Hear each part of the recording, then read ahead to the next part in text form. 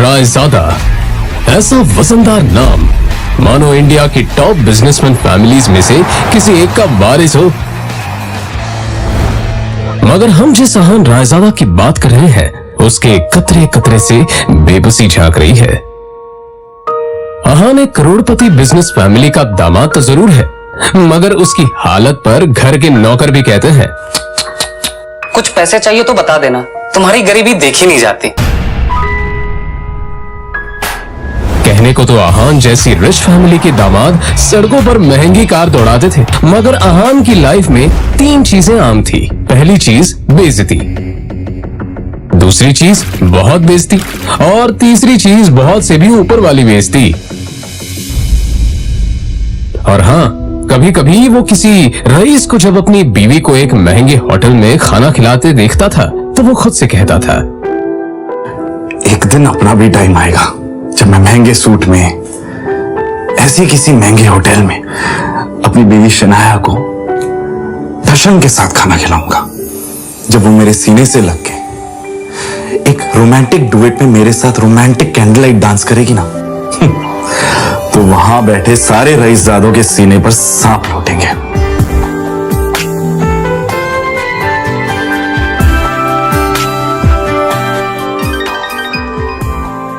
जरूर शनाया ने बहुत विश्व। अहान चौंक कर उठ खड़ा हुआ। मोबाइल स्क्रीन पर देखा तो शगुन का फोन था। अहान के सारे सपने छूमंतर हो गए।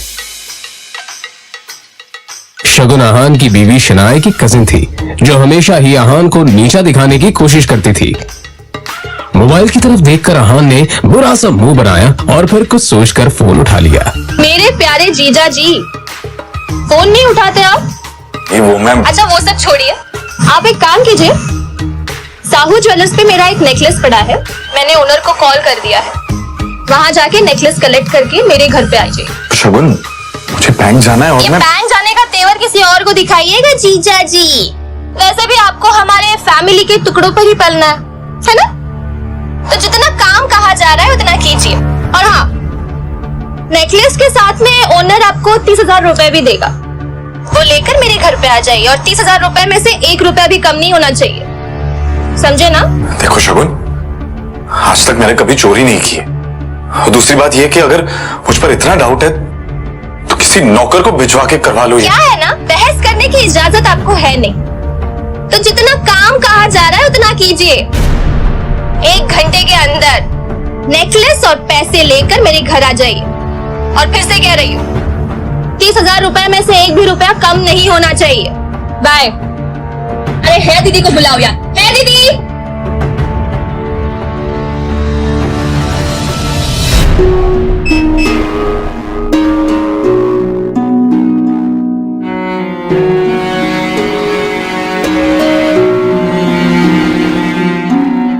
जल्द ही अहान फ्रेश होकर बाथरूम से बाहर आया और जल्दबाजी में अपनी अलमारी की तरफ बढ़ा, जिसमें 2 जोड़ी पुराने कपड़े रखे थे। उनमें से जो सबसे साफ कपड़ा था, अहान ने उसे पहनने के लिए चुना।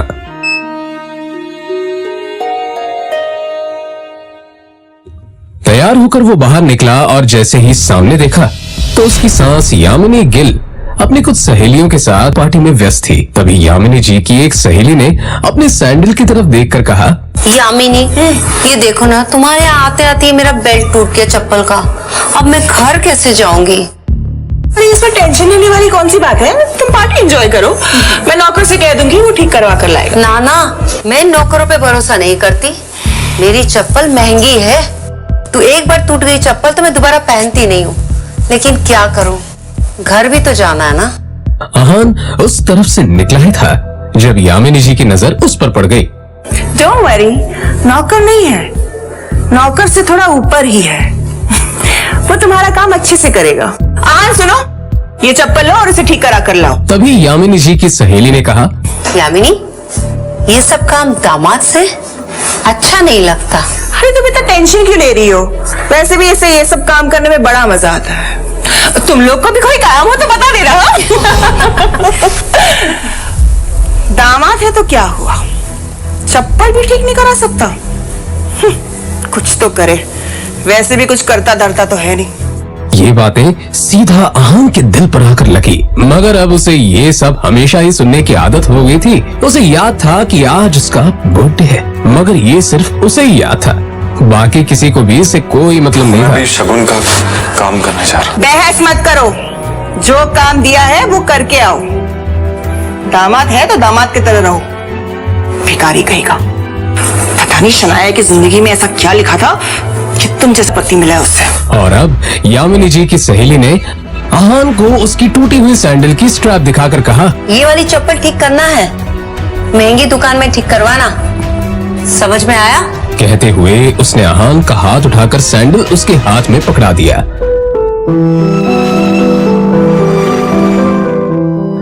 ना चाहते हुए भी अहान को यह काम करना ही पड़ रहा था।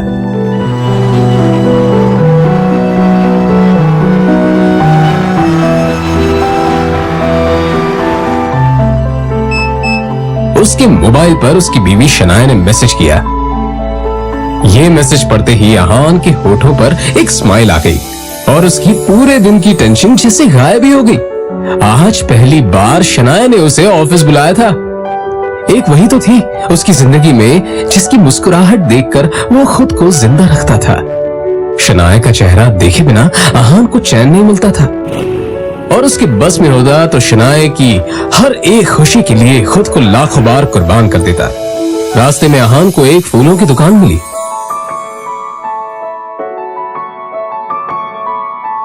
और अपना पर्स निकालकर देखने लगा। उसमें सिर्फ 500 का एक नोट पड़ा हुआ था। जैसे ही अहान वापस मुड़ा तो उसे शगुन का काम और अपनी सास के दिए हुए काम याद आ गए। उसने एक नजर घूर कर उस सैंडल की तरफ देखा और कहा, माफ करना आंटीज और सासू माँ, आप लोगों को सादर प्रणाम। पर शनाया से बढ़कर मेरे लिए और कुछ नहीं है।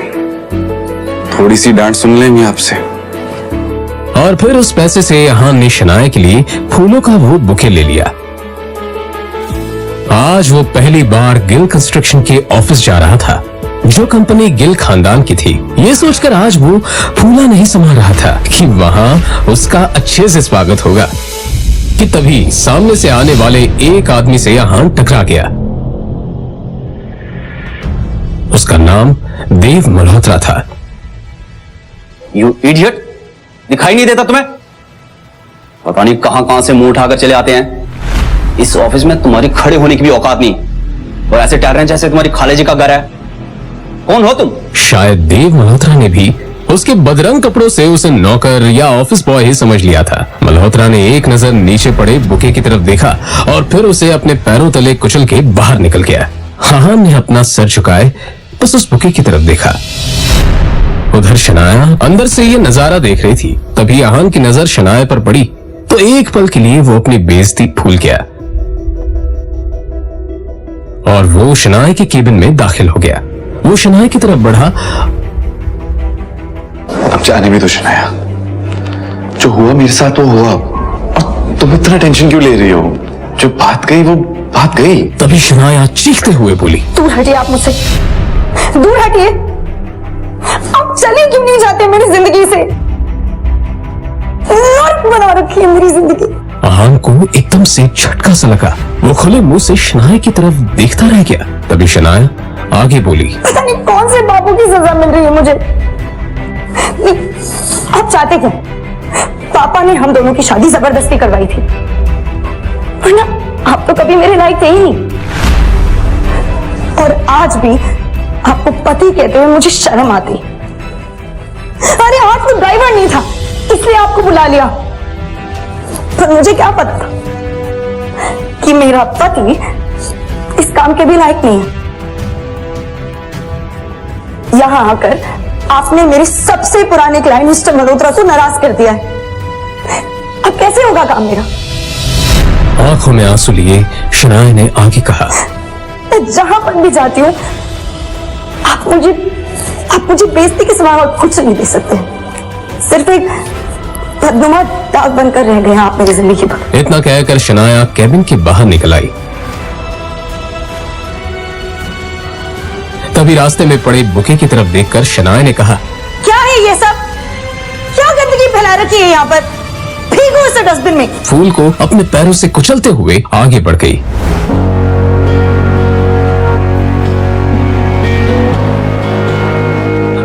अपनी कार में बैठा पहले से शनाया का इंतजार कर रहा था। फिर अहान के सामने ही शनाया अपने क्लाइंट मल्होत्रा की कार में बैठी और बिजनेस के सिलसिले में वहीं से जा चुकी थी।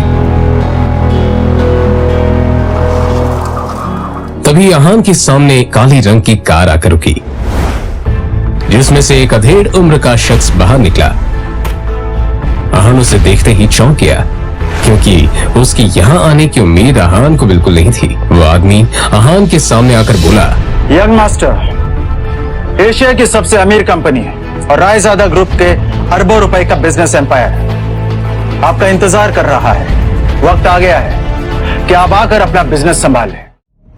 अपने सामने खड़े आदमी को देखकर अहान गुस्से में नजर आने लगा।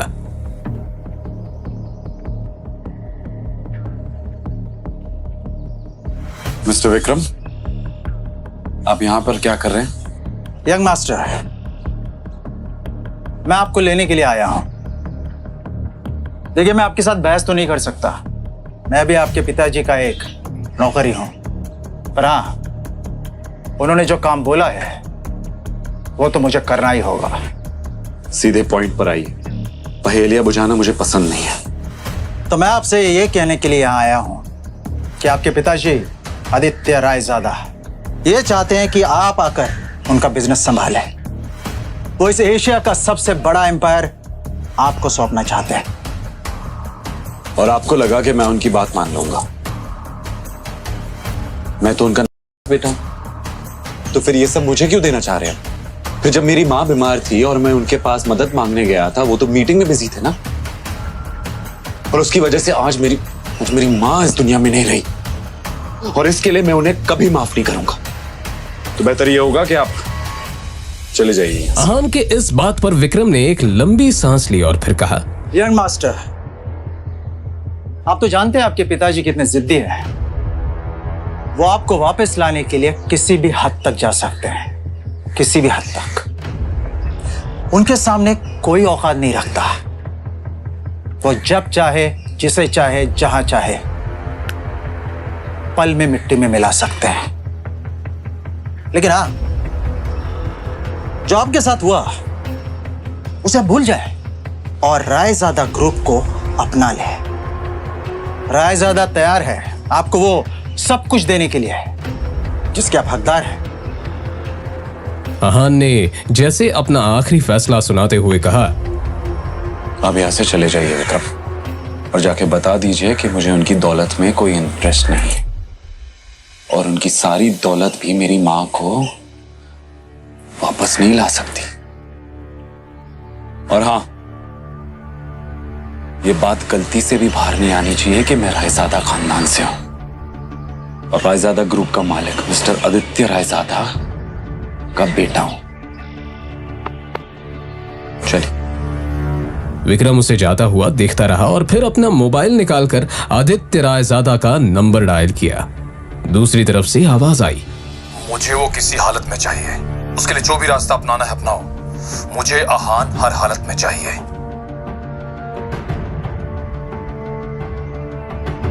यंग मास्टर, आपको आना ही होगा। इधर अहान कुछ ही देर में अब अपने घर पहुंच चुका था। लगी घड़ी में देखा तो शाम के 7 बज चुके थे। अपने आसपास देखते हुए उसने कहा, तभी अचानक ही अहान का मोबाइल बज उठा। उसने स्क्रीन पर देखा तो यामिनी जी का फोन था। फोन उठाते ही दूसरी तरफ से आवाज आई, कहाँ थे तुम? हाँ, तुम्हें पता है ना तुम्हारी वजह से मेरी सहेलियों के सामने मेरी कितनी बेइज्जती हुई है, और तुम्हारा फोन क्यों नहीं लग रहा है? हाँ, मैं अभी घर वापस आ गई हूँ। ये बताओ तुम्हारा फोन क्यों नहीं लग रहा है? माँ जी, शनाया को लेने गया था, उसका फोन। तो फोन दो उसे, उसका फोन भी नहीं लग रहा है। लेकिन माँ जी, शनाया तो मेरे साथ नहीं आई। पर अभी तो तुमने कहा कि तुम उसे लेने गए थे। हाँ, मगर वो अपने किसी क्लाइंट के साथ। अहान का इतना ही कहना था कि तभी यामिनी जी उस पर चिल्लाते हुए बोली, रात होने को आई है और तुम कह रहे हो कि वो किसी क्लाइंट के साथ है। तुमने कुछ गड़बड़ की होगी, इसलिए तुम्हारे साथ वो आई नहीं। अच्छे दामाद तो तुम बन नहीं पाए, कम से कम अच्छी पति तो बनो। तुम्हारे पास 1 घंटा है, किसी भी तरह शनाया को ढूंढकर इस घर में वापस लाओ। अहान ने शनाया का नंबर डायल किया तो वो नहीं लग रहा था। अब सच में उसे शनाया की फिक्र होने लगी थी। Come on, Shanaya, pick up the phone.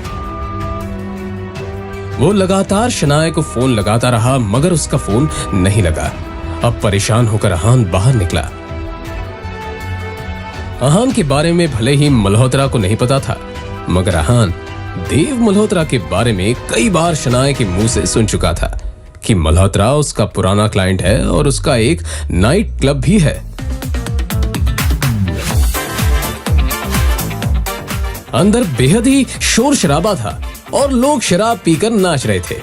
Ahaan ने चारों तरफ देखा पर कहीं भी उसे शनाया नजर नहीं आई। यहाँ तुम्हारी हिम्मत कैसे यहाँ आने की?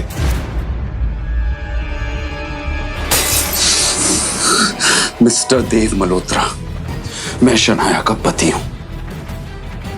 जी तो कर रहा तुम्हें अभी के अभी जान से मार दूं, पर मेरे हाथ बंधे हुए हैं क्योंकि शनाया को तुम पर बहुत भरोसा है। अब तुम्हारे साथ क्या करना है ये शनाया ही डिसाइड करेगी। आउट।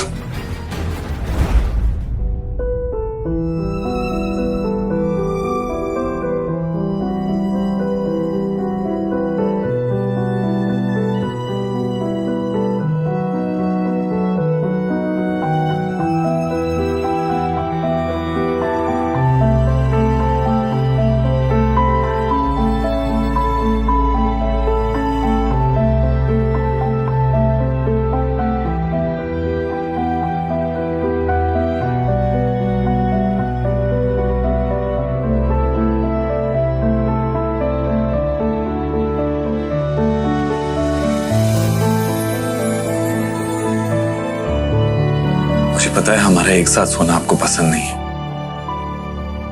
पर आज रात आपको इसी कमरे में सोना पड़ेगा। आप ऐसी हालत में नहीं हो जो मैं आपको अकेला छोड़ दूं।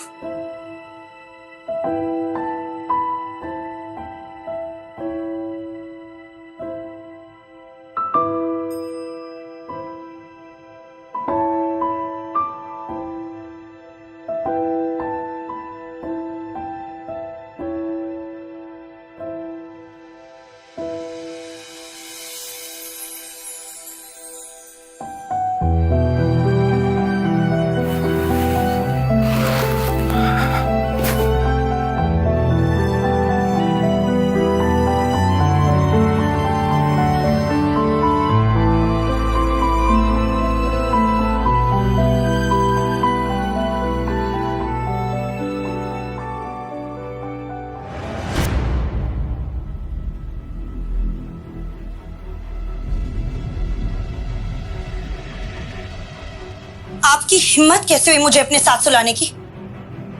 कैसे आई मैं यहाँ? कैसे आई हूं मैं यहाँ? नहीं, एक सेकंड, आपको पता है ना कि मेरा कमरा अलग है, फिर भी आपने अपने बिस्तर पर अपने साथ मुझे सुलाने की हिम्मत की कैसे? नहीं, क्यों किया आपने ऐसा? क्यों? शनाया, तुम कल रात को नशे में थी और मल्होत्रा से बचाकर मैं आपको यहाँ लाया, और आपको इस हालत में देखकर आपको अकेला छोड़ना मैंने सही नहीं समझा, बस इसलिए।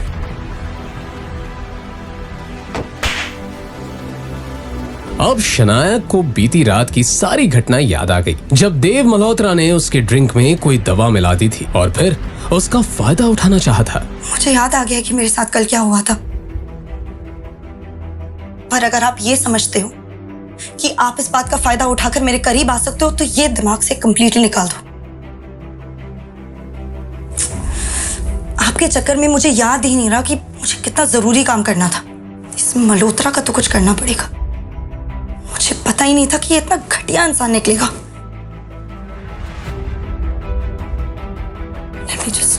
कहते हुए शनाया ने अपना लैपटॉप खोला और ईमेल चेक करने लगी, तभी उसे सामने जो दिखा उससे शनाया एकदम से शॉक्ड हो गई। वो हैरानी से ईमेल पढ़ते हुए बोली, ये कैसे हो सकता है? इस ऑफिसर ने मेरे ड्रीम प्रोजेक्ट को अप्रूव करने से मना कर दिया।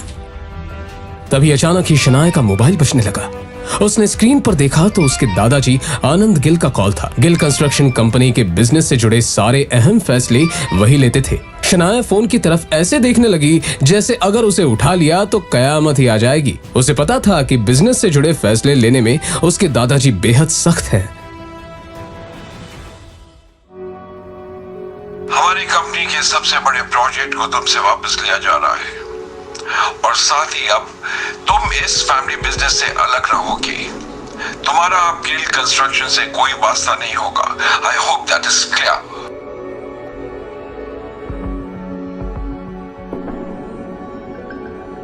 अब ये सब जो कुछ भी है मेरी सरदर्दी है और ये सब मैं खुद ही हैंडल कर लूंगी। इस एक मेल की वजह से मुझसे मेरा ड्रीम प्रोजेक्ट छीना गया। दादाजी ने कहा है कि वो मुझसे प्रोजेक्ट वापस ले रहे हैं और सिर्फ यही नहीं, मुझे कंपनी से भी बाहर किया जा रहा है। मगर ऐसा कैसे हो सकता है? एक प्रोजेक्ट की वजह से कोई भी किसी को कंपनी से कैसे निकाल सकता है? और अगर अप्रूवल नहीं मिला इसमें आपकी क्या गलती है? मैंने कहा ना कि मैं ये सब खुद हैंडल कर लूंगी। मुझे लगता है कि आपको एक बार दादाजी से मिलकर इस मामले में बात करनी चाहिए। इतना बड़ा फैसला फोन पर नहीं कर सकते। शनाया, दुनिया मुझे निकम्मा समझती है और शायद आप भी मुझे ऐसे ही समझते हैं। अब एक बार अपने इस निकम्मे पति को भी मौका देकर देख लो। ओह, तो आप अपने आप को बड़ा तीसमार खान समझते हैं ना? क्या कर लेंगे आप? मेरे साथ चलो और अपने दादाजी से बात करो।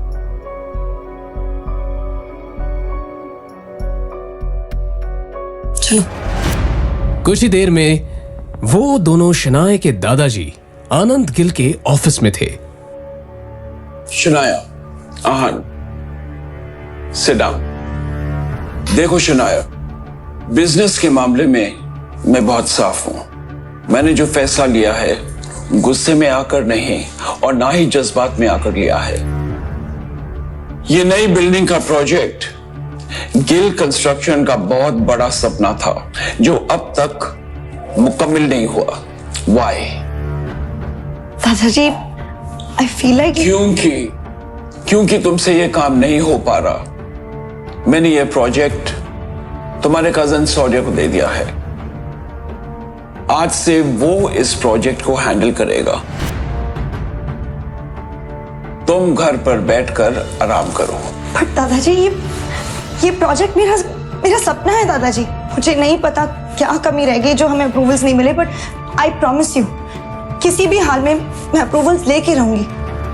दादाजी प्लीज शौर्या को ये प्रोजेक्ट देने से पहले मुझे एक आखिरी मौका दीजिए प्लीज दादाजी।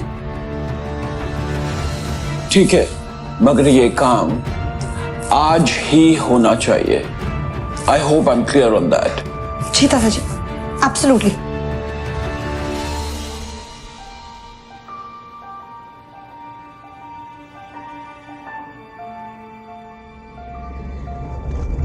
शौर्य शनाया का ही कजिन था जो हमेशा से शनाया को बिजनेस से बाहर करना चाहता था। उसकी हसरत थी कि एक दिन वो इस बिजनेस एम्पायर को हासिल कर ले और इसके लिए शनाया को वो हर हाल में पीछे छोड़ना चाहता था। अप्रूवल के लिए आई हो, मगर अफसोस अब कोई फायदा नहीं है क्योंकि उस ऑफिसर को मैंने ऑलरेडी खरीद लिया।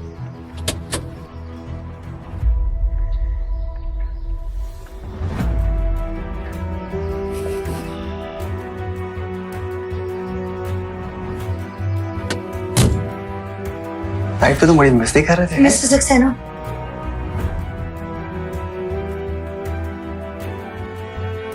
कहिए शनाया जी, कैसे आना हुआ? गिल कंस्ट्रक्शन की जो बिल्डिंग है उसके सारे डॉक्यूमेंट्स कंप्लीट है और हर जगह पर सारे नियमों का पालन भी किया गया है। बावजूद इसके हमें अप्रूवल नहीं मिला। क्या मैं आपसे पूछ सकती हूँ कि आपने ऐसा क्यों किया? मैंने इन्हें ऐसा करने बोला था। कामिनी, तुम यहाँ? हाँ, मैं यहाँ, मैं यही काम करती हूँ। और ये जिस सक्सेना से तुम बात कर रही हो ना, वो मेरा पति है शनाया। जब मुझे पता चला कि तुम्हें हमारे अप्रूवल की जरूरत है, तो मैंने ही इन्हें ऐसा करने से मना कर दिया। आज मेरा पति वो जगह पे है जहाँ वो तुम्हारा काम बना भी सकता है और बिगाड़ भी सकता है। लेकिन तुम तो बहुत पैसे वाली हो ना शनाया, तो जाओ करवा लो अपना काम, जिससे भी करवा सको। कामिनी, जो कुछ भी हुआ वो सब मेरी गलती थी। मैं बहुत नासमझ थी।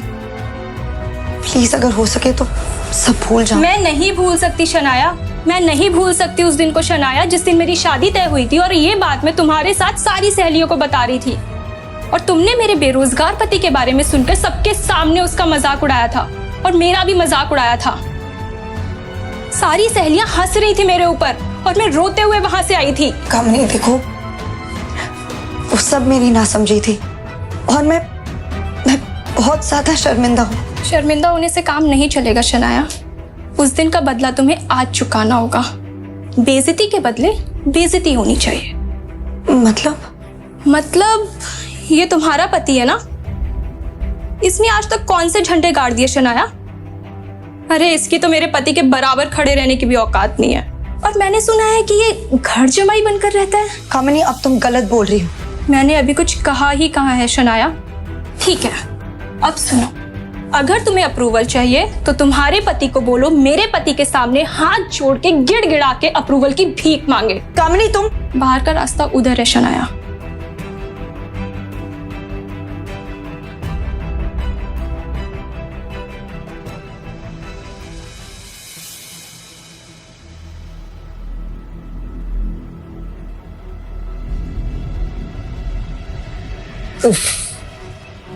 शायद काम हुआ नहीं।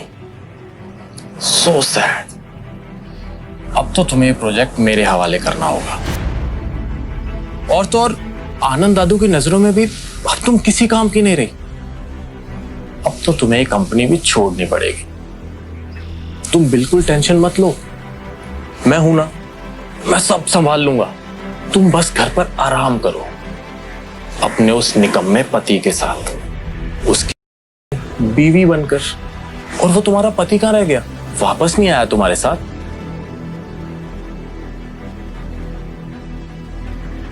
बाहर से शीशे के उस पार क्या हो रहा है ये साफ दिख रहा था। और फिर शनाया ने जो देखा उससे तो शनाया को झटका सा लगा। अंदर अहान सारे स्टाफ के सामने गिड़गिड़ा रहा था, अप्रूवल की भीख मांग रहा था।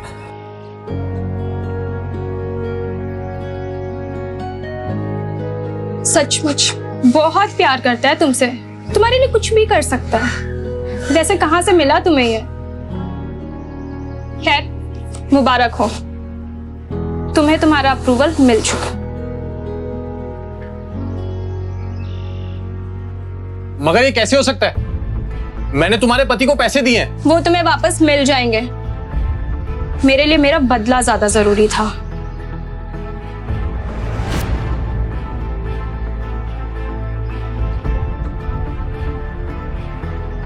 आप क्या समझते हैं खुद को?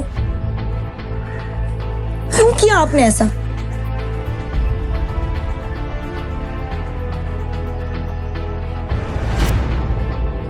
तुझे क्या लगता है कि तेरे ऐसा करने से शनाया को सब कुछ वापस मिल जाएगा? मैं इसे कहीं का नहीं छोड़ूंगा।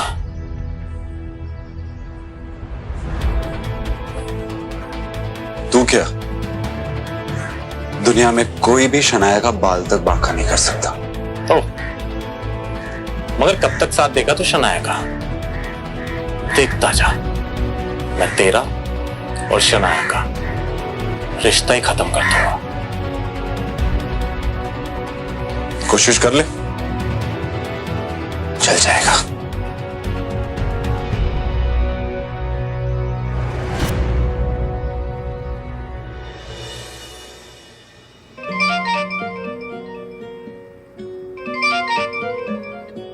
जी दादाजी। तुम्हारी कामयाबी की खुशी में हमने आज पुराने घर पर पार्टी रखी है। तुम आहान के साथ आ जाना। जी दादाजी, थैंक यू। हम आ जाएंगे।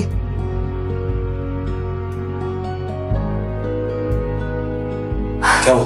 वो दादाजी ने पुराने घर में पार्टी रखी है और हम दोनों को बुलाया है।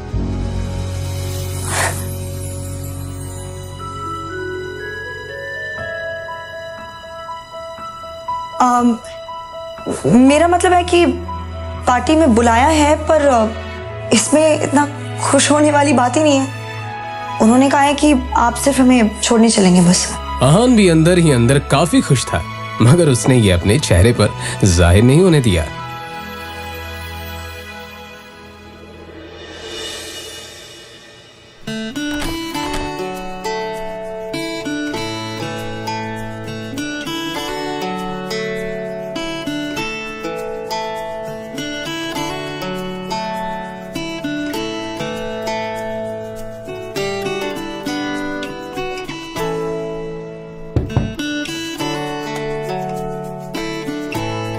इतना हैरान होने की कोई जरूरत नहीं है। अपने लिए कुछ कपड़े मंगवाए थे, पसंद नहीं आए। दुकानदार पैसे वापस ही नहीं कर रहा था, तो मैंने सोचा आपके लिए कुछ मंगवा।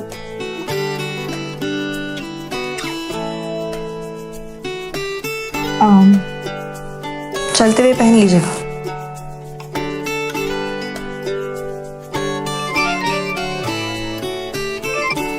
हाँ शगुन बोलो। शनाया, ये शॉपकीपर बोल रहा है कि तुमने आहान के लिए स्पेशल ऑर्डर देके सूट बनवाया है।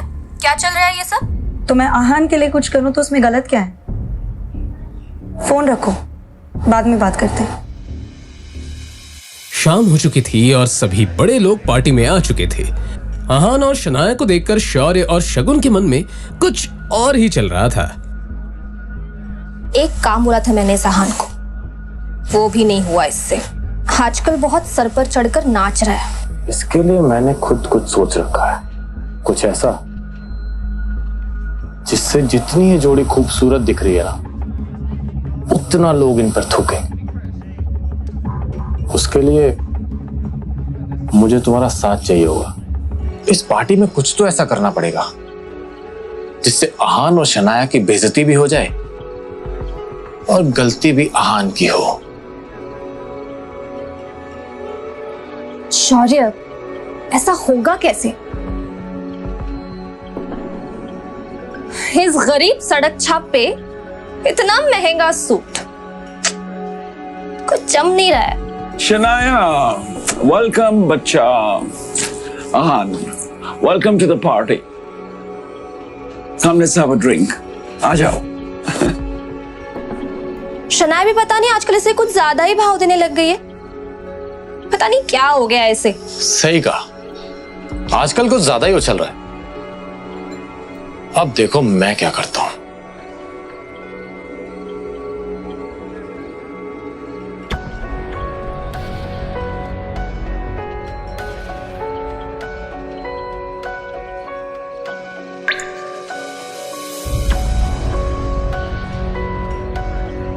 अरे आहान, आज ये सूट कहां से मारा?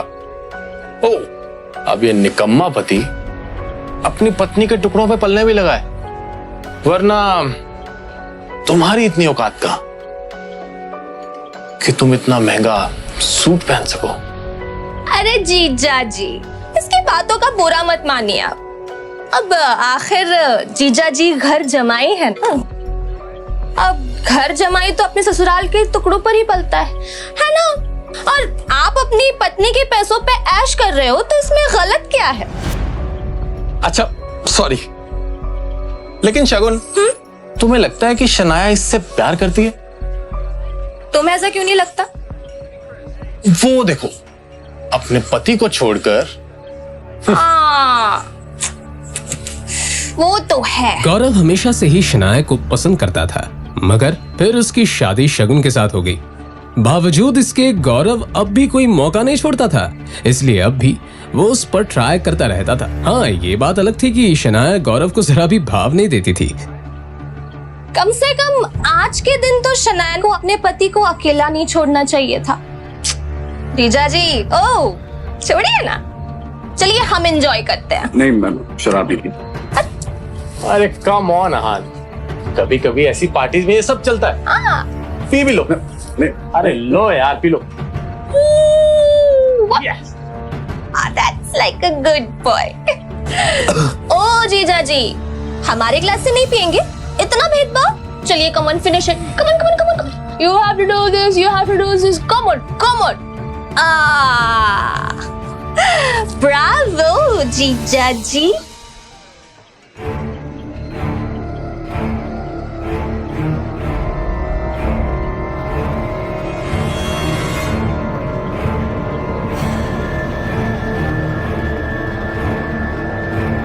सुनिए सुनिए सुनिए, ये है हमारे घर के दामाद।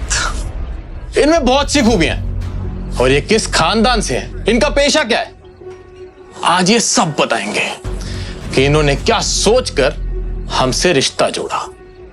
ओह, तो तुम दोनों ने इसीलिए मुझे शराब पिलाई। अब अगर इतनी जिज्ञासा हो ही रही है तो सुनो। साले साहब, पहले आपसे शुरू करते हैं। तुम ना एक नंबर के लालची और खुदगर्ज इंसान हो। गिल कंस्ट्रक्शन के भाग दौड़ को हासिल करना चाहते हो और इसीलिए तुम शनाया को अपने रास्ते से हटाना चाहते हो। अरे तुम तो हमारा रिश्ता भी तोड़ना चाहते हो। ये क्या बकवास कर रहे हो? चुप, बिल्कुल चुप, मेरी बात खत्म नहीं हुई अभी तक। हाँ, तो तुम इस बिजनेस को हासिल करने के लिए तरह तरह की चालें चलते हो। अपने बाप नीरज गिल के साथ मिलकर दादाजी की चपलूसी करते हो और उन्हें शनाया के खिलाफ भड़काते हो। Stop it. आखिर ये हो क्या रहा है यहाँ? दादाजी दादाजी दादाजी। वैसे भी दादाजी, आपका क्या कहना? दिखाने को तो आप शनाया को मौका देते रहते हो, लेकिन अंदर ही अंदर आप शौर्य को ज्यादा चाहते हो। इसीलिए तो आपका हर एक फैसला शौर्य के हक में और शनाया के खिलाफ होता है। You are disgusting. जाओ यहां से। आहान, अपनी हद में रहो। ये हमारे दादाजी है, तुमसे उम्र, रिश्ते और औहदे में सबसे बड़े हैं। शगन, ओ शगन, तुम्हारी कमी थी। क्या है, मुझे पता है कि शनाया के खिलाफ तुम और शौर्य अब एक हो चुके हो। आखिर तुम शौर्य के चाचा की बेटी जो हो। अंदर ही अंदर तुम एक दूसरे के बारे में जो भी कहो, पर जब बात शनाया की आती है, मुझे पता है कि तुम दोनों एक हो जाते हो। इसीलिए मुझे शराब पिलाई ताकि तुम मेरी बेइज्जती कर सको, है ना? पर तुम लाख कोशिश करो, मैं शनाया के साथ हूं और मेरे होते हुए शनाया का कोई कुछ नहीं बिगाड़ सकता। सच कहूं, सॉरी, तो एक शनाया ही है जो तुम सबसे ज्यादा टैलेंटेड है, सबका ख्याल करती है, सबका फिक्र करती है, लेकिन भेदभाव भी उसी के साथ हो रहा है। अपनी ये बकवास बंद करो। ऑलरेडी बहुत बेइज्जती करवा चुके हो तुम। निकल जा यहां से। तू कल भी शनाया की जूती के बराबर था और आज भी वही है। आज तुम दोनों ने बेशर्मी की सारी हदें पार कर दी। किसी को नीचा दिखाने के लिए कोई इतना गिर सकता है, ये मैं पहली बार देख रही हूं। आज के बाद आहान को कुछ भी कहने से पहले एक बात याद रखना, ये मेरे पति हैं और जो तुम लोगों के लाख कोशिशों के बावजूद भी ना बदल नहीं सकते। इसलिए अगली बार आहान के साथ कुछ भी गलत करने की कोशिश की ना, तो मुझसे बुरा कोई नहीं होगा। चलिए। ये सब क्या है शौर्य? ये आहान हमारे खानदान पर धब्बा बन चुका है आंटी। और ये शनाया, ये इसी के साथ रहना चाहती है। हाँ, लेकिन हम कर भी क्या सकते हैं? शनाया के पापा ने इस मुसीबत को हमारे गले बांध दिया है। कर सकते हैं, हम बहुत कुछ कर सकते हैं। अगर आप चाहें तो हम इनका रिश्ता भी खत्म कर सकते हैं। रियली? मगर कैसे?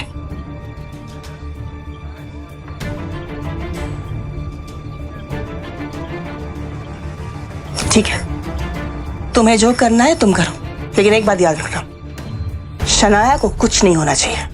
आप फिक्र मत करिए, शनाया को कुछ नहीं होगा।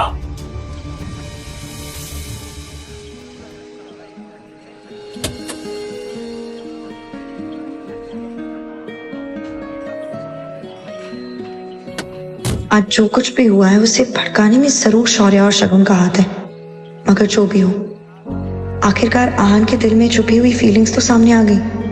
अब मैं कॉन्फिडेंट हूँ कि आहान भी वही महसूस करता है जो मैं करती हूँ।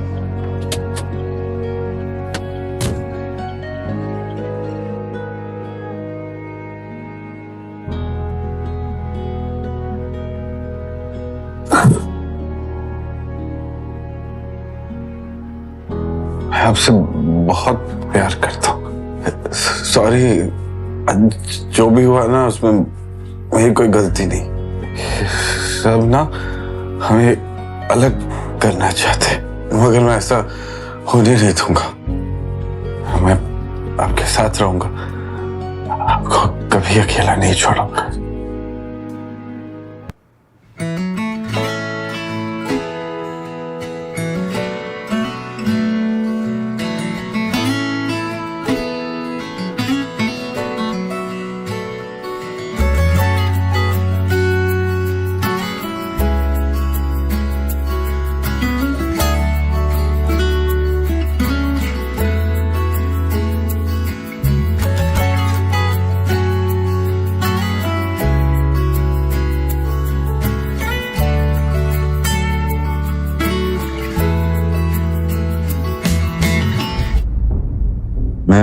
मैं यहाँ कैसे आया?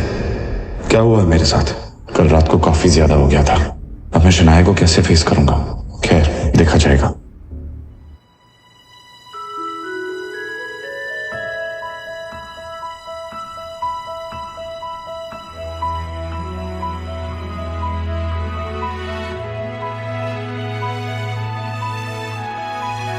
Good morning. कल रात जो भी हुआ उसके लिए मैं बहुत शर्मिंदा हूँ। कल रात को आपको फिर से मेरी वजह से तकलीफ हुई, उसके लिए हो सके तो मुझे माफ कीजिए। कल रात के लिए I am really sorry. Coffee तो ले लो।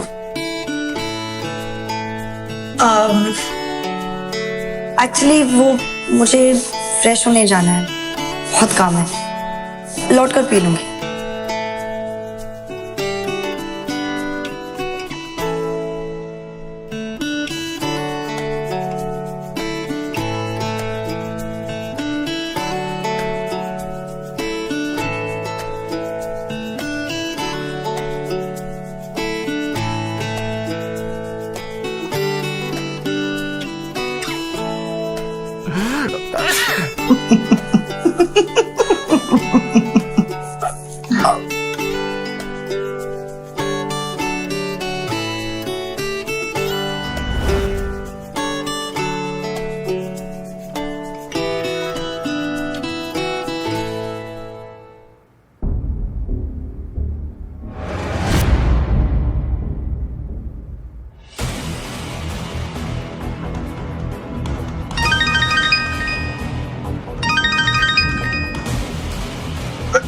विक्रम बोल रहा हूँ। अब आप क्यों फोन कर रहे हैं? अपने फैसले के बारे में क्या सोचा है यंग मास्टर?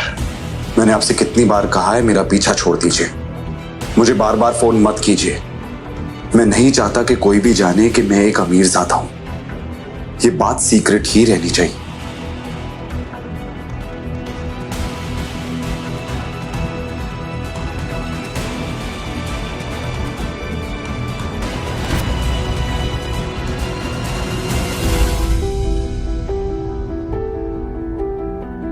क्या हुआ शनाया? हाँ, वो कल रात को जो हुआ इसलिए। इट्स ओके, मुझे ऑफिस जाना है, इसलिए बार बार एक ही बात करना बंद कीजिए प्लीज।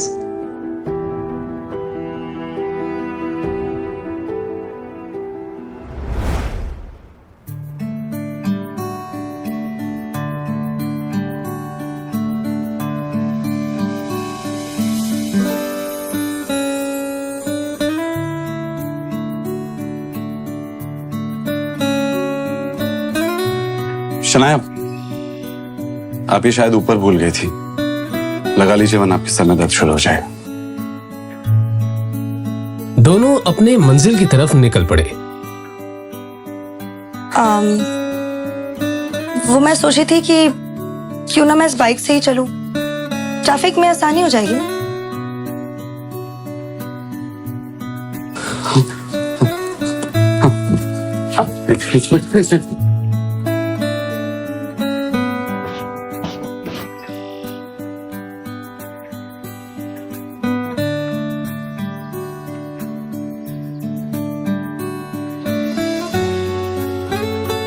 बाइक पर बैठकर शनाया ने आहान के कंधे पर हाथ रखा तो आहान को एक अलग ही एहसास हुआ। शनाया का भी कुछ यही हाल था। आज वो दोनों पहली बार पूरे होश में एक दूसरे के इतने पास थे। आप चलेंगे या किसी और का भी इंतजार है?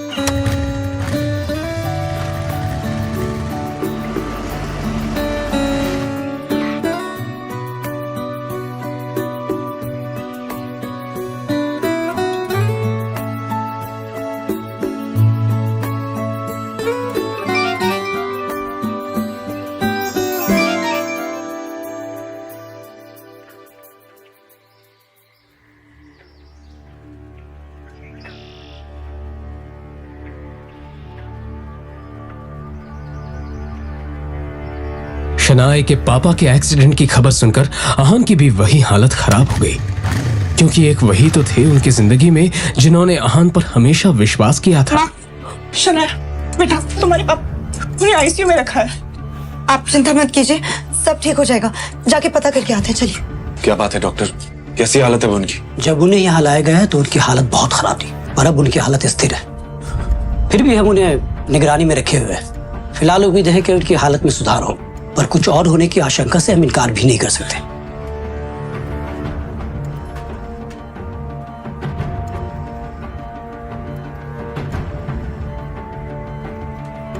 आहान, शनाया और यामिनी जी का पूरा दिन कश्मकश में बीत गया। शाम होने को आई थी और अब भी वो सब हॉस्पिटल में मौजूद थे। शनाया की हालत आहान से देखी नहीं जा रही थी। तभी कुछ सोचते हुए आहान ने शनाया के पास जाकर कहा, अब आप माँ को लेकर घर निकल जाइए शनाया। अंकल की देखभाल के लिए मैं यहाँ हूँ। जो भी होगा मैं आपको फोन करता रहूंगा। पर मैं पापा को इस हाल में छोड़कर कैसे जा सकती हूँ? उनकी हालत। देखो शनाया, अंकल के लिए मेरा प्यार आपसे कम नहीं है। उन्होंने मेरे लिए जो कुछ भी किया है उसका एहसान मैं नहीं चुका सकता। वो मेरे लिए भगवान के समान है। इसलिए मैं कह रहा हूं, आप खुद पर ध्यान दीजिए और माँ को लेकर घर जाइए। मैं यहाँ पे सब कुछ संभाल लूंगा।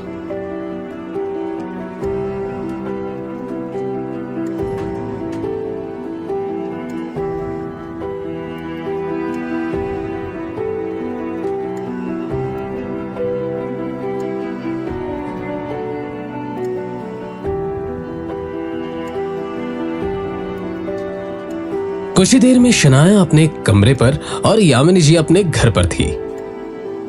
उधर आहान अभी हॉस्पिटल में एक जगह बैठा हुआ था जब डॉक्टर ने उसके पास आकर कहा, देखिए मिस्टर शेखर की हालत अचानक ही बहुत ज्यादा बिगड़ती जा रही है। जल्दी उनका ऑपरेशन करना होगा। डॉक्टर, आपने तो कहा था उनकी हालत स्थिर है, फिर अचानक क्या हो गया? इस बारे में हम कुछ भी ठीक से नहीं कह सकते, मगर उनका ऑपरेशन जल्दी नहीं किया गया तो उनकी जान को खतरा है। तो फिर डॉक्टर, आपको किस बात का इंतजार है? आप ऑपरेशन शुरू कीजिए। ओके फाइन, मगर कुछ डॉक्यूमेंट्स है जो आपको भरने पड़ेंगे और साथ ही जाकर बिल काउंटर पर आप जाकर 15 लाख जमा करा दीजिए। मैं ऑपरेशन की जाकर तैयारी करता हूँ। ओके? 15 लाख की बात सुनते ही आहान टेंशन में नजर आने लगा।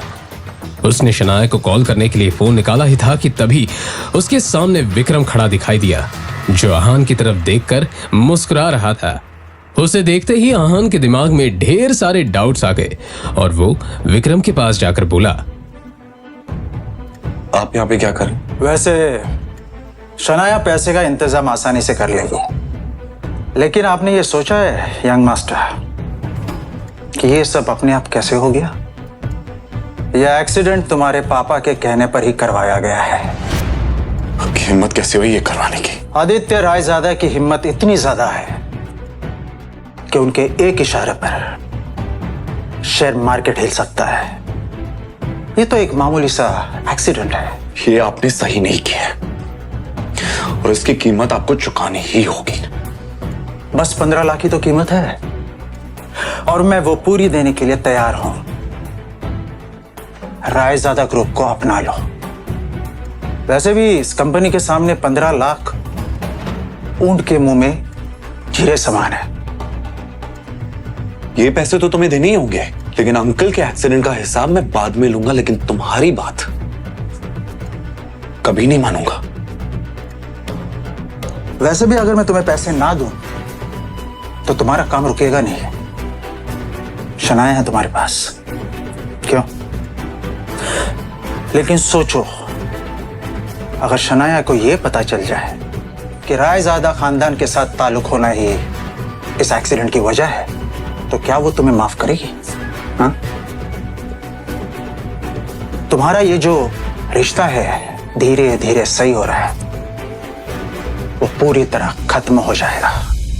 सच में विक्रम ने बड़ी ही शातिर चाल चली थी और आहान को यह अफसोस हो रहा था कि अभी तक वो इस साजिश को समझ क्यों नहीं पाया था। और हाँ, तुमने अगर ना की तो तुम जानते हो अपने पिताजी को, ये सब यहां नहीं रुकने वाला। शनाया भी है ना। आप ऐसा कुछ नहीं करेंगे जिससे शनाया या उसकी फैमिली और मुसीबत में है। मैं आपकी बात मानने को तैयार हूं, लेकिन हाँ, ये बात बाहर नहीं आनी चाहिए कि मैं कौन हूं। और ये सब मेरी वजह से हुआ है।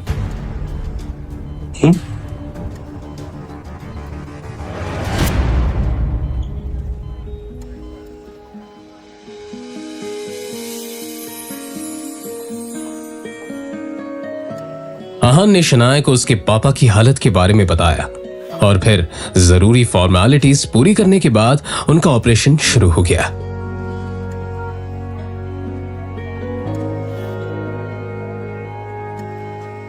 कुछ देर में डॉक्टर ने खबर सुनाई थी कि अब शेखर की हालत ठीक है। ये सुनकर दोनों ने राहत की सांस ली। अब वो मैं पापा के लिए खाना लेकर आई थी, सोचा था उनकी तबीयत बेटर होगी तो उन्हें खिला दूंगी, पर अब आप ही को खाना पड़ेगा।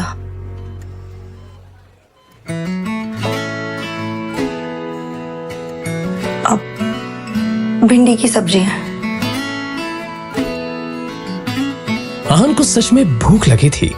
उसने टिफिन खोला तो अंदर भिंडी की सब्जी रखी हुई थी जो आहान को बहुत पसंद थी। तभी उसे शनाया की बात याद आई कि उसने खाना पापा के लिए बनाया था, मगर उसके पापा शेखर को तो भिंडी से सख्त नफरत थी। मतलब साफ था कि शनाया ने ये खाना आहान के लिए बनाया था। पापा, मैंने क्या?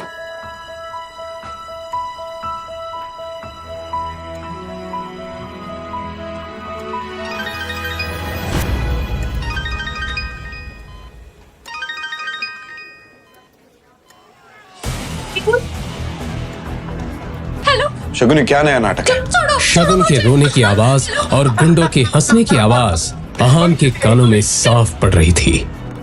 शनाया, मुझे कुछ जरूरी काम है, मैं बस कुछ ही देर में आता हूं।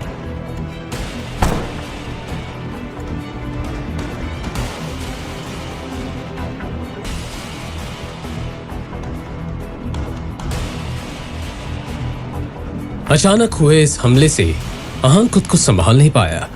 अपनी नाक पर पड़े बंधन से आहान ने निकलने की पूरी कोशिश की थी, मगर अंत में उसका शरीर ढीला होता गया और आहान बेहोश होकर जमीन पर गिर पड़ा। जाहिर था आहान को रुमाल में लगे क्लोरोफॉर्म की मदद से बेहोश किया गया था और फिर जैसे ही वो बेहोश हुआ, उसके सामने दो चेहरे आकर खड़े हो गए। उनका नाम शौर्य और शगुन था। दोनों के चेहरे पर एक विजयी मुस्कान थी। तभी शगुन ने शौर्य से कहा,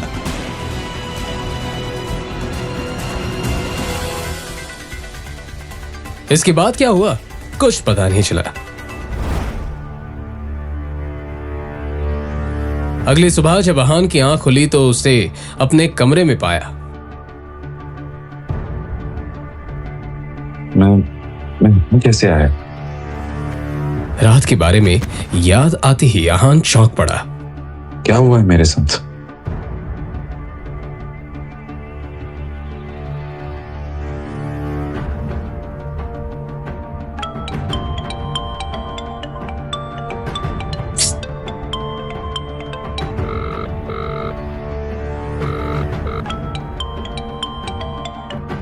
हेलो शगुन, ये क्या खेल चल रहा है? कहाँ हो तुम?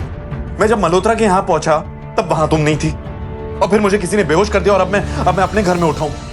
सच सच बताओ, मेरे साथ क्या हुआ? लगते नशे करने की आदत पड़ गई है क्या आपको जीजा जी? देखिए, मैंने आपको कहीं नहीं बुलाया। मैं तो शहर से बाहर हूँ यार। देखिए जीजा जी, मैं बहुत बिजी हूँ। आपकी फिजूल की बातों के लिए मेरे पास बिल्कुल वक्त नहीं, ठीक है? फोन रखिए। इतना कहकर शगुन ने फोन काट दिया। तभी उसके मोबाइल पर शनाया का मैसेज आया। इस मैसेज को पढ़कर आहान ने एक लंबी सांस ली, और फिर उसकी मोबाइल पर विक्रम का फोन आया। फोन उठाते ही विक्रम ने कहा, अब आप अपना काम शुरू कर सकते हैं। फिलहाल आपके रहने के लिए रोजवुड स्प्रिंग में एक घर बुक कर दिया है। आप जाकर देख सकते हैं, मगर उस कार्तिक कोहली से बचकर रहना। वो बहुत ही चालाक है और अपना काम निकालने में काफी माहिर। रोजवुड स्प्रिंग के बारे में आहान ने बहुत सुन रखा था। एक फ्लैट की कीमत भी वहां 50 करोड़ से कम नहीं थी। उसे याद था कि शनाया को ये जगह बहुत पसंद थी। अरे ओ, रुको रुको, कौन हो तुम और इस तरह से अंदर क्यों जा रहे हो? वो मुझे यहाँ पे घर खरीदना है, बस वही देखने जा रहा हूँ। ए भाई, आजकल तो कोई भी ऐसे ही इधर मुंह उठा के चला आता है, और तुम्हारी तो इधर देखने तक की भी औकात नहीं है, और बातें बड़ी बड़ी कर रहे हो। चलो निकलो ऐसे, निकलो। एक तो किसी के कपड़े देखकर उसे जज करना गलत बात होती है, और यहाँ हर गेस्ट के साथ आप ऐसी बात करते हैं क्या?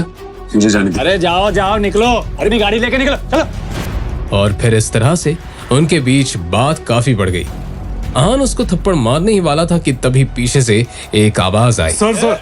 आहान ने पलटकर उस तरफ देखा तो रोजवुड स्प्रिंग का मालिक कार्तिक कोहली खड़ा हुआ था। कार्तिक कोहली उन गार्ड्स के नजदीक आकर बोला, सर, इन्हें माफ कर दीजिए। इनकी तरफ से मैं आपसे सॉरी बोल रहा हूँ। शायद तुम गेस्ट से बात करने की तमीज भी भूल चुके हो। तुम्हें पता भी है सामने कौन खड़ा है? Sorry sir. निकलो, आउट। इतना कहकर कार्तिक कोहली आहान को अंदर किया। इन्हें मैं कौन हूँ ये बताने की कोई जरूरत नहीं है। बस इन्हें ये पता होना चाहिए कि अगर कोई गरीब भी यहाँ पे आ जाए ना, तो उसके साथ भी सलीके से पेश आना चाहिए। जी जरूर। अब वैसे मुझे पता था आप यहाँ आने वाले हैं, बस इन्हें बताना भूल गया। वैसे मैंने आपके लिए लंच का इंतजाम किया। चलिए जरा हमें भी मौका दीजिए। आपका ये रोजवुड स्प्रिंग्स काफी पॉपुलर हो रहा है, पर मुझे लगता है अगर इस पहाड़ी इलाके में इसका एक्सपेंशन हो पाए ना, तो ये जगह देश भर में मशहूर हो जाएगी और बड़े बड़े लोग आकर खरीदारी करना पसंद करेंगे। आप सही कह रहे हैं मिस्टर रायजादा, मगर क्या है कि इसके लिए बहुत सारे पैसों की जरूरत हो, जो फिलहाल तो मेरे पास नहीं है। अगर आप चाहें तो इस प्रोजेक्ट में मैं इन्वेस्ट कर सकता हूं। ये तो मेरे लिए बड़े नसीब की बात होगी। मुझे आपका ये फैसला मंजूर है। और फिर इस तरह से यहाँ एक डील फाइनल हो गई। कार्तिक कोहली बहुत ही खुश था। तो ठीक है, मैं चलता हूँ।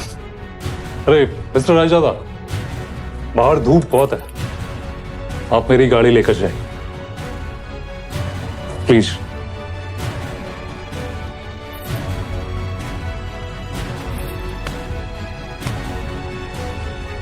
फिर आहान उस गाड़ी में बैठा और ड्राइव करते हुए निकल गया।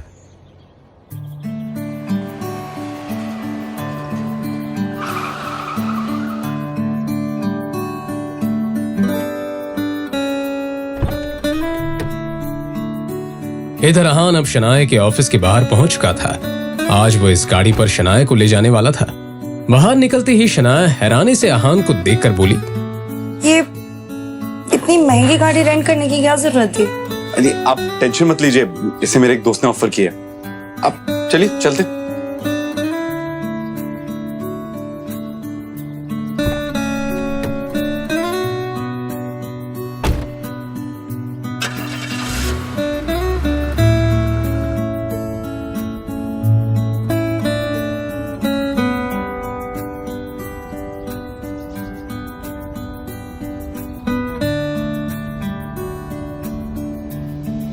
उनके बीच अभी खामोशी ही थी जब अचानक ही अहान के मोबाइल पर कोई मैसेज आया। अहान ने एक हाथ उठाकर देखा तो शौर्य का मैसेज था। उस मैसेज को खोलते ही अहान का हाथ लड़खड़ा गया। क्या हुआ? कुछ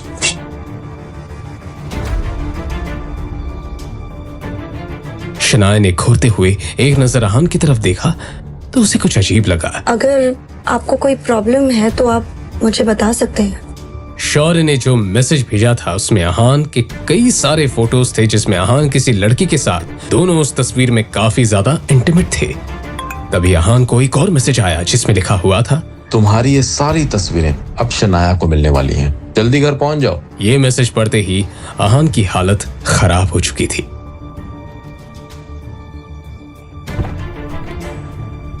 वही रुक जाओ। अब इस घर में कदम रखने की हिम्मत भी मत करना। आज तक तुम सिर्फ एक धब्बा थे, आज कलंक बन चुके हो। हिम्मत कैसी हुई तुम्हारी मेरी बेटी को धोखा देने की? हाँ, ये सब झूठ है, मुझे नहीं पता ये क्या क्या कह रहे हैं। ये अपनी ये बकवास बंद करो। इन तस्वीरों को देखकर कौन विश्वास नहीं करेगा कि ये तुम हो?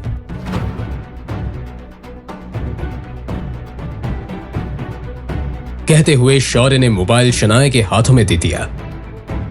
शनाया हैरानी से सभी फोटो देखे जा रही थी। उसकी आंखों में आंसू आ चुके थे। एक नजर शनाया ने अहान की तरफ देखा तो अहान ने कहा, ये झूठ है, ये सब है ना हमारे रिश्ते को खत्म करने की कोशिश करे। मुझे नहीं पता कि ये तस्वीरें कहां से आई है, कैसे आई है, सब झूठ कह रहे हैं ये सब। अच्छा, तो सच क्या है तुम ही बताओ ना। पैसे के लालच के लिए तुमने शादी तो कर ली, और हाँ, तुम कौन से रिश्ते की बात कर रहे थे? वो जो अब तक बना ही नहीं। शनाया आंखों में आंसू लिए सभी के चेहरे की तरफ देखे जा रही थी। शनाया, सामने डिवोर्स पेपर्स रखे, चुपचाप साइन करो।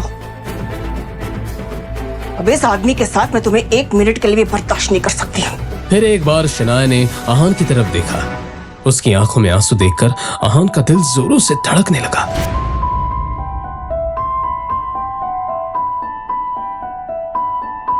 शनाया भारी कदम से उस टेबल की तरफ बढ़ रही थी जहां पर डिवोर्स पेपर रखा हुआ था। ये देखकर अहान का दिल जोरों से धड़कने लगा।